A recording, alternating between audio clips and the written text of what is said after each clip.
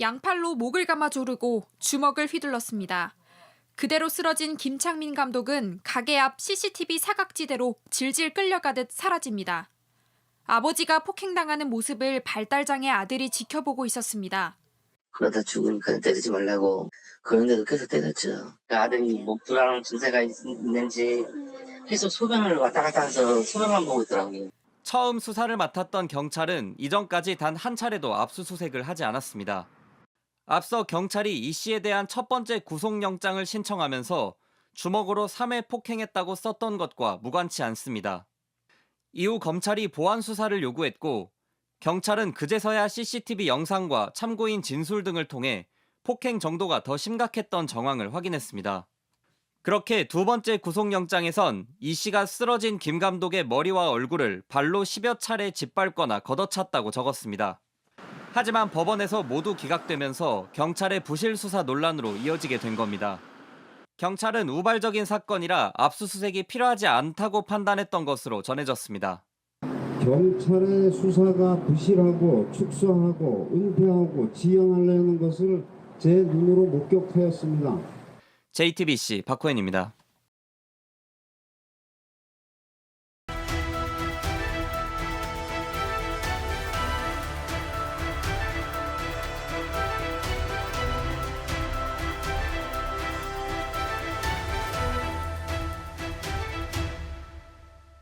지난해 12월 종신보험에 가입한 요양시설입니다. 일종의 저축처럼 가입했다고 얘기합니다. 7년인지 10년인지 제가 정확한 기억이 안 나는데 연금 보장됩니다. 저는 연금만 보장주면 돼요. 이들이 가입한 보험, 7년 납입하면 해지할 때 원금을 돌려받을 수 있는 상품입니다. 이 보험금을 받아 예상치 못한 지출에 대비한다는 건데 있을 수 없는 일입니다. 비영리 시설인 만큼 운영자금은 전 국민이 낸 보험료, 즉 공공재원인 장기요양급여로 80% 이상 충당합니다. 그럼 종신보험에 가입하는 이유는 뭘까? 보험금 찾을 때 수익자를 기관에서 개인으로 바꿀 수 있다는 점이 의심스러운 대목입니다. 요양시설 운영비로 보험금을 납입하고선 보험금 돌려받을 땐 개인 계좌로 받을 수 있습니다. 세금도 피할 수 있습니다. KBS는 요양기관이 보험에 가입할 당시 녹취를 입수했습니다. 시설 예산을 개인 돈으로 만들 수 있다며 보험 가입을 권합니다.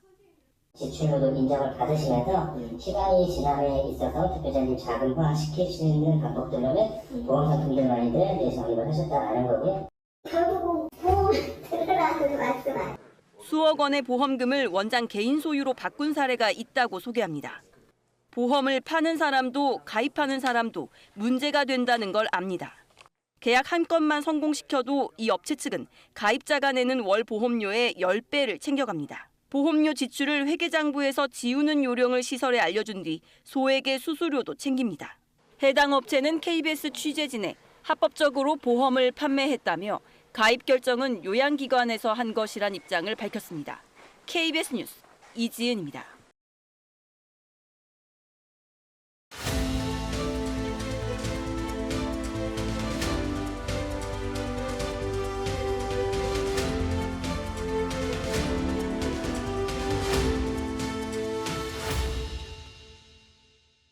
지난해 11월 30일 전주의 한 식당, 김관영 전북자치도지사가 민주당 청년 당원들과 술을 곁들인 저녁 식사를 하고 있습니다.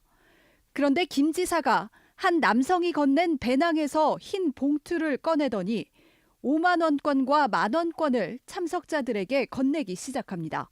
KB랑 하면서 주는 거죠. 5만 원 하고 뭐 다른 사람 말로는 뭐 10만 원 받았다는 사람도 있고. 돈을 준 시점은 지난해 말 전북도지사 입후보자들의 출마 선언이 잇따르는 등 선거 분위기가 본격화된 시점이었습니다. 김 지사는 현금을 나눠준 다음 날 문제가 될까 다시 돈을 회수했다고 해명했습니다. 그런데 취재진이 접촉한 식사 참석자는 반환 요구가 없어 돌려주지 않았다고 말했습니다. 돌려주셨어요? 어떠셨어요? 저는 아니요. 다른 사람들은 안 돌려줬을 것 같긴 한데 솔직히. 문제는 이뿐만이 아닙니다. 식당 주인은 김 지사 측 관계자인 전 도청 정무수석이 찾아와 월 2천 매출을 올려주겠다며 CCTV 영상을 은폐하려 했다고 털어놨습니다.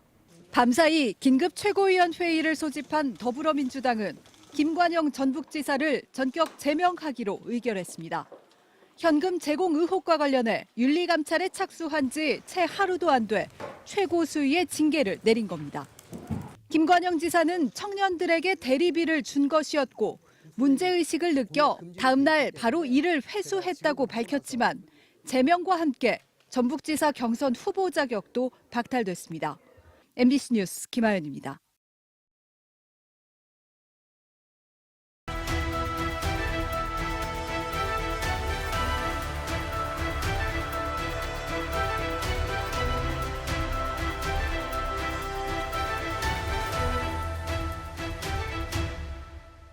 전주시는 오는 2028년까지 전시관과 호텔 등을 갖춘 마이스 복합단지를 조성할 계획입니다. 하지만 마이스 복합단지 조성 사업의 핵심 시설인 전시 컨벤션 센터를 짓기 위한 재원 확보에 어려움을 겪으면서 사업 추진에 균열이 생길 수 있다는 전망도 나오고 있습니다. 전주시가 전시 컨벤션 센터 건립을 위해 부담해야 할 사업비는 모두 1,000억 원.